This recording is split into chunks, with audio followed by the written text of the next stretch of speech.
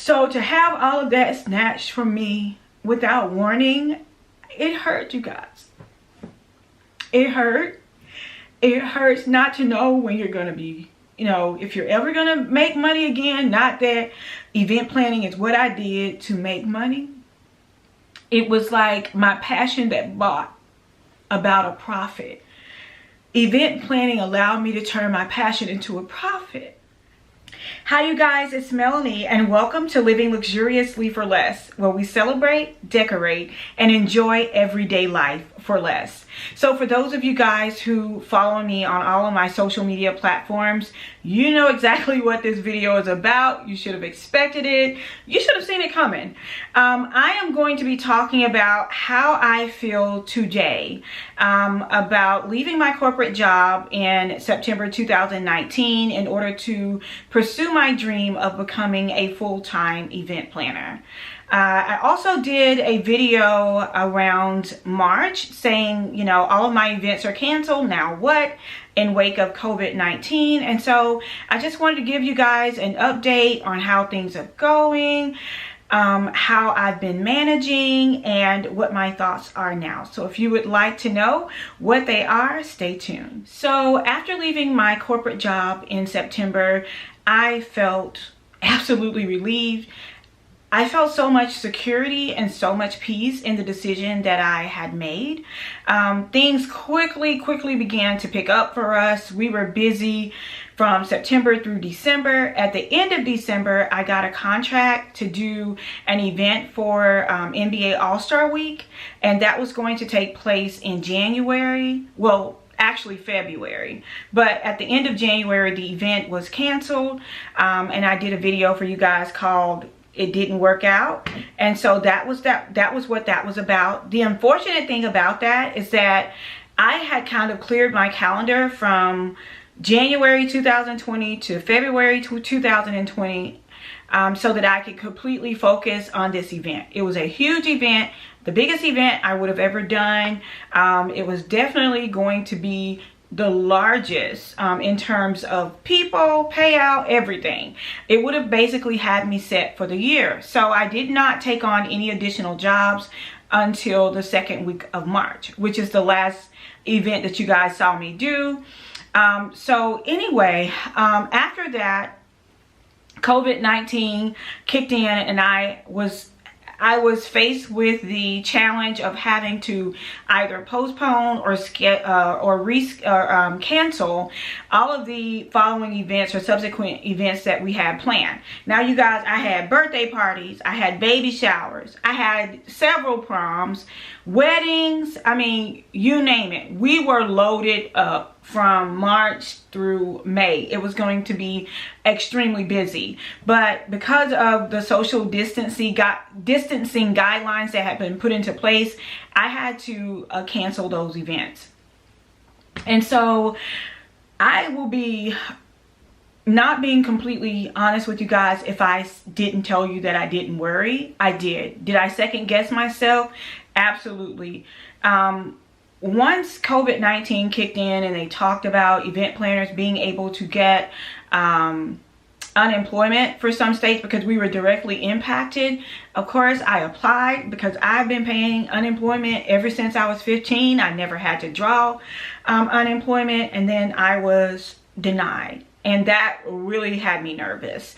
I also applied for a small business grant, and so I still haven't heard from them to date. So as of right now, I have not received any type of compensation from the government or from my state. And basically, this is what makes me really happy to be a good planner in terms of, financial planning. I was prepared, for something, because it's always good to have some type of savings in place. But even more so than that, I'm extremely thankful for my husband, because not only is he my pastor, but he's also my provider and my protector. And I wouldn't even be in this space, in this place, if it was not for him. Like, before I actually saw who I was as an individual and the talents that were on the inside of me, he saw them first. Like, he saw them before YouTube saw them. He saw them before the people around me saw them. He saw the mighty oak tree in the acorn. if that makes any sense. When he met me, like, my talents were not as developed as they are now. I was really lost as to what I wanted to do. I was constantly changing my mind about what I wanted to do.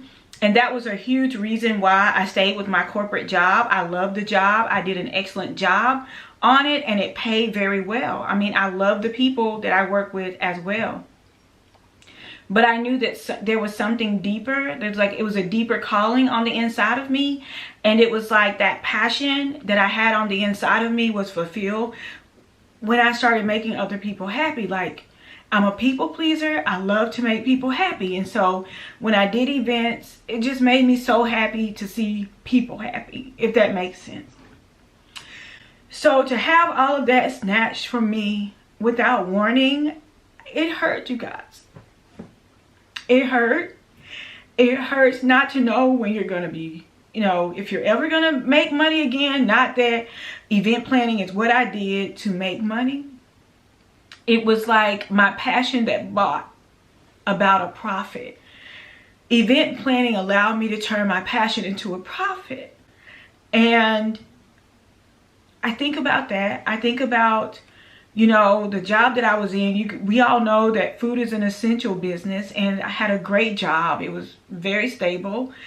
And I think about that sometimes, and I'm like, well, did I make the right decision? And then when I reach out to you guys and I start teaching you guys and sharing all that I know with you guys, it's like that decision for me is reaffirmed every time. It's like, you made the right decision.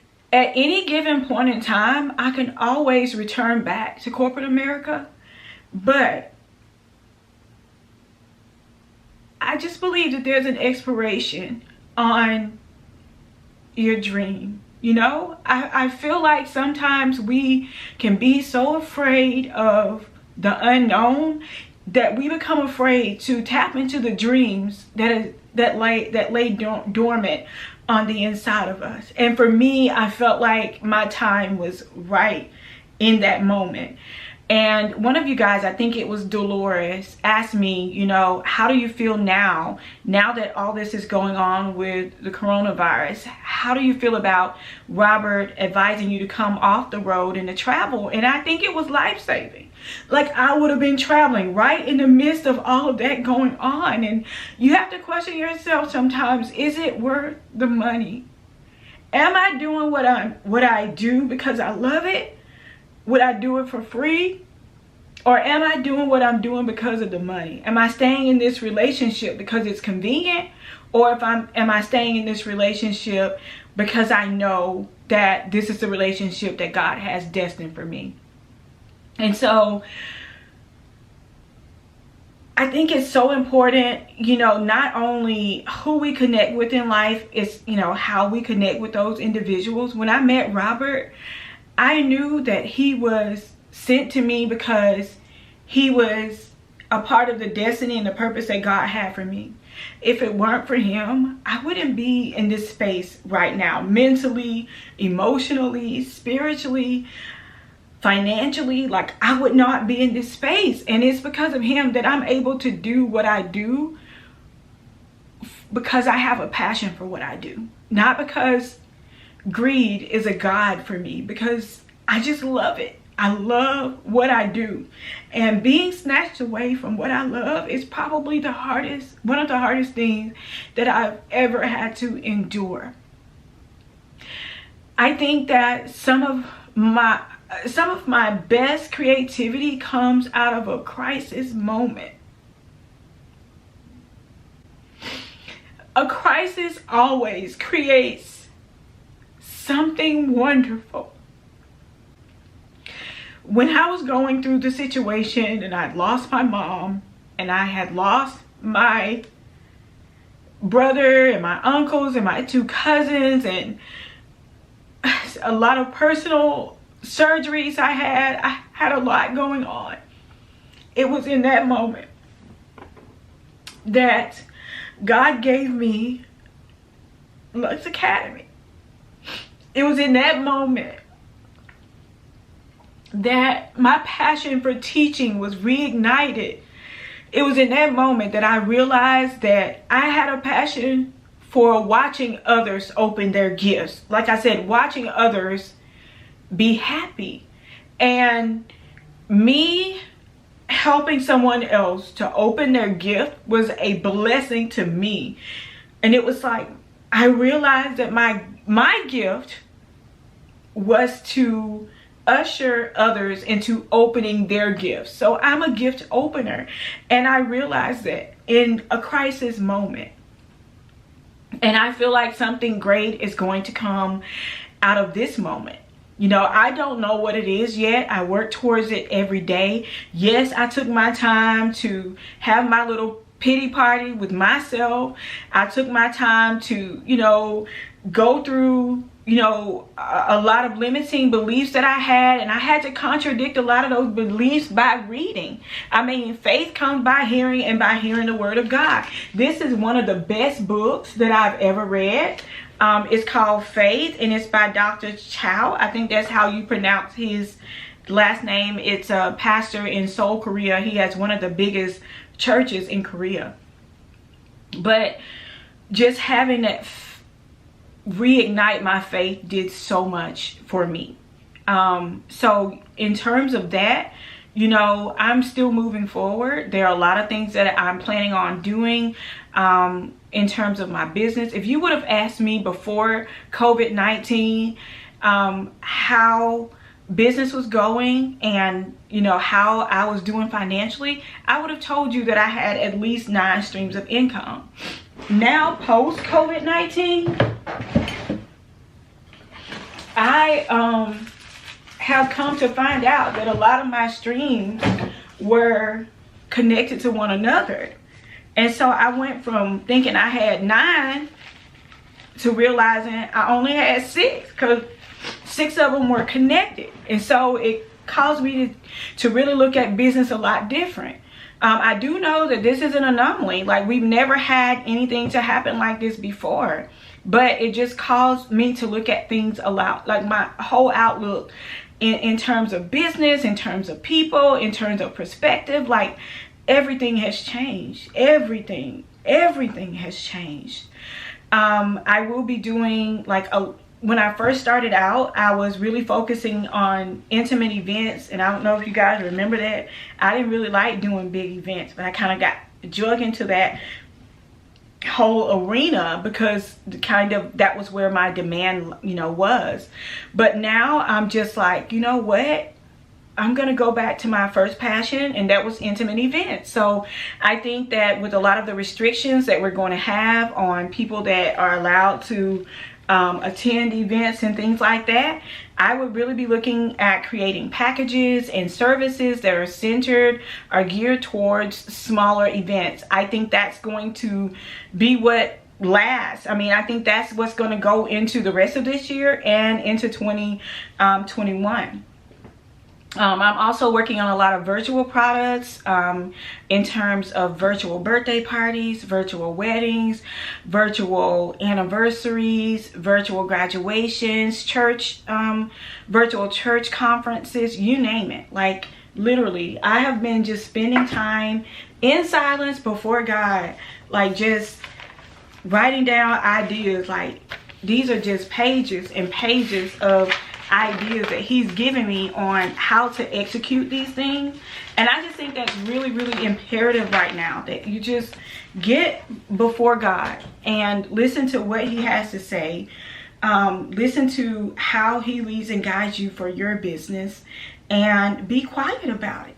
I mean, this is a season that we need to be silent and just listen to his still soft, small voice. That's just where I am. And, you know, I've developed a morning routine that has been a saving grace for me. If you guys would like for me to carry you through my morning routine and night routine, definitely I will, you know, love to share that with you. I've been doing a lot of reading, a lot of meditating, and just a lot of being quiet and being still so that I could hear the voice of God and the direction that he wants me to go. Would I say that I'm going to exit event planning? Absolutely not. The Bible tells us that in the last day, people will still be getting married. People will still be having children. You know, life is still going to be going on. Wherever God guides you, God is going to provide for you. And I really feel in my heart that He guided me into event planning and decor. And I feel like in this same arena, He's going to provide for me. My thoughts and my prayers go out to all of the families out there that story and their testimony is not similar to mine. They don't have the 2-family income or both spouses worked in the business. Like, my heart goes out to them because I understand how tough it can be. But you have to stay resilient, and you have to stay persistent, and you have to believe the dream that God has placed on the inside of your heart. So going forward, I will be sharing a lot of that content as God releases me to share that content with you guys. I'm really, really, really excited about it. I think now there is a great time to start something new and to start something fresh. But just on the same scale as starting something new and starting something fresh, I think that it's equally important for us to get some rest. You know, I feel like we've labored a lot, and we need to take this allotted time to rest as well. And so I spent my first couple of weeks in quarantine kind of organizing the house and doing kind of things that I've always wanted to do that I didn't necessarily have the time to do. And then I spent the next week just resting. And it's okay. It's okay. Don't feel like you have to be doing something every single day. It may not necessarily go that route, you know. So that's my advice to you guys. I'm going to stop here, and then I'm going to do a separate segment for the Q&A. And if you guys have any additional questions, be sure to ask me those questions down in the comments below. So thank you guys so much for watching. If you're interested in me answering your questions, I'm going to answer them shortly. So until next time, it's Melanie with Living Luxuriously for Less. Cheers.